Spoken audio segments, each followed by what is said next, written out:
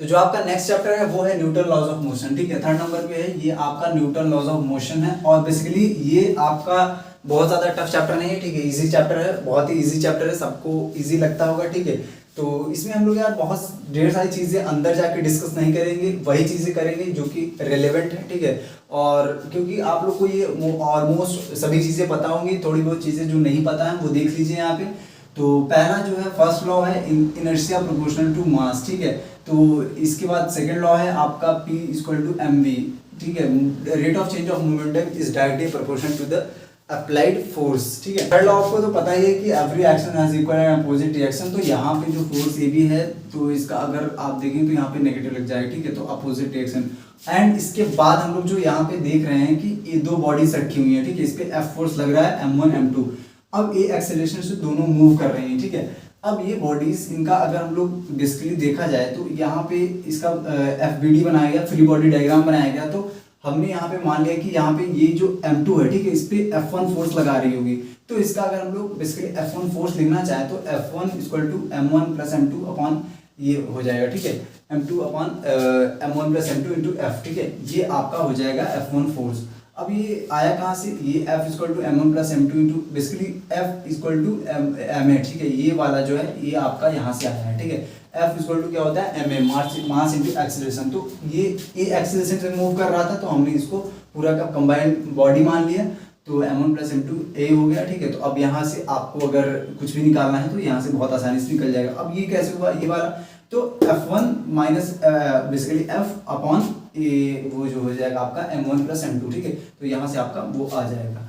तो इसके बाद हम लोग यार ये देखेंगे बेसिकली पुली सिस्टम। पुली सिस्टम यार कई बार कभी कभी पूछ लेता है। ठीक है, अब यार पहले बहुत पूछा करता था बट अभी के टाइम में पुली वाला जो है बहुत कम कर दिया है। जेईई मेंस में तो खत्म कर दिया, अब जेईई एडवांस में हो सकता है आ जाए, मे भी आ जाए, कुछ पता नहीं है, तो वो हम लोग देख लेंगे। ठीक है, तो यहाँ पे आपका जो एक सिंपल पुली होता है जिसमें कि आपका ए एक्सेलरेशन से मूव कर रहा है, m1 m2 मासेस है। ठीक है, तो आपको सिंपली ये a equal to m1 minus m2 into G upon m1 plus m2। ठीक है, ये अब ये आया कहाँ से, ये बेसिकली अगर आप लोग यहाँ पे एनालिसिस करेंगे, यहाँ पे ये इसको टी टेंशन मानेंगे एंड इसके बाद मतलब बेसिकली आपको यहाँ पे mg लगेगा, तो वहाँ से इक्वेशन बनेंगे, इक्वेशन सॉल्व करके ये आपका पूरा का पूरा ये जो ए एक्सेलरेशन है वो आ जाएगा। ठीक है, यहाँ पे सेम वे में यहाँ भी ये केस 2 है।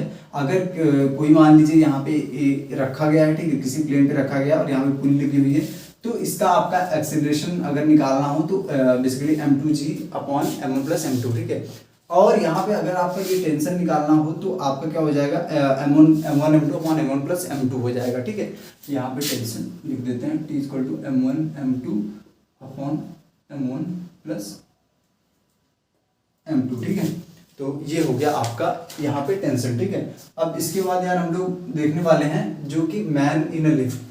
ये वाली प्रॉब्लम बहुत बार आई है। ठीक है, और आती ही है, मतलब अगर दे देगा हो सकता है पैराग्राफ में भी दे दिया जाता है, तो इससे मतलब ये इस कॉन्सेप्ट से रिलेटेड प्रॉब्लम आती है। ठीक है, तो अब हम लोग देख लेंगे।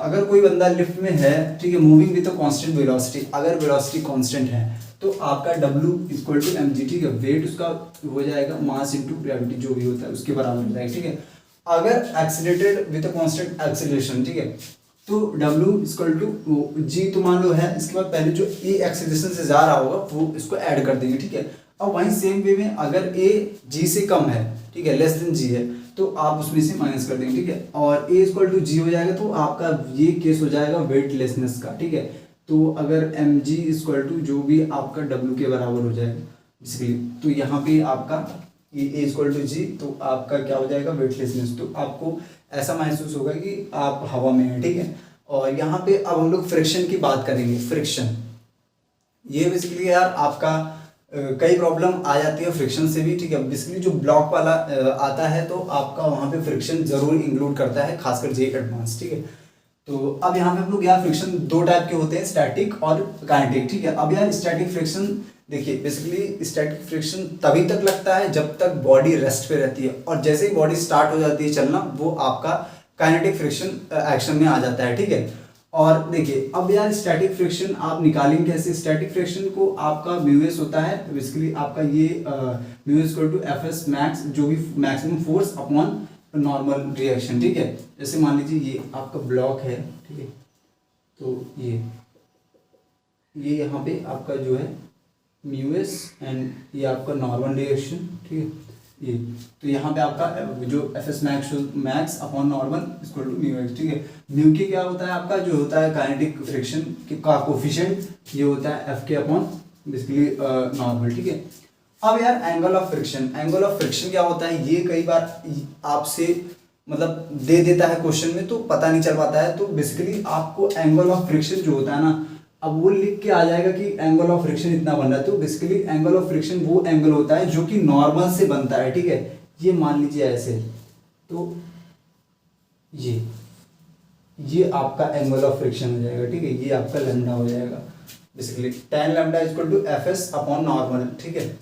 तो ये फ्रिक्शन का जो है वो नॉर्मल के साथ कितना एंगल बन रहा है, ये होता है आपका angle of friction. Angle of repose क्या होता है, वो लास्ट पॉइंट होता है, लास्ट एंगल होता है जिसके बाद जो ब्लॉक यहाँ पे रखा हुआ है, ठीक है, वो यहाँ पे जो है स्लाइड कर जाएगा, ठीक है, अगर और उस एंगल से ज्यादा एंगल हुआ, ठीक है। तो ये बेसिकली एंगल ऑफ रिपोज होता है, तो मैक्सिमम एंगल, ठीक है। तो वो करते हैं। और यार कई चीज़ें एक दो चीज़ें छूट रही हैं, ठीक है, जो कि यहाँ पे बहुत ज़्यादा इंपॉर्टेंट नहीं थी तो मैंने छोड़ दिया है, ठीक है। बाकी आप लोग यार इतना कर लीजिएगा और नेक्स्ट चैप्टर के ऊपर चलते हैं एंड दैट इज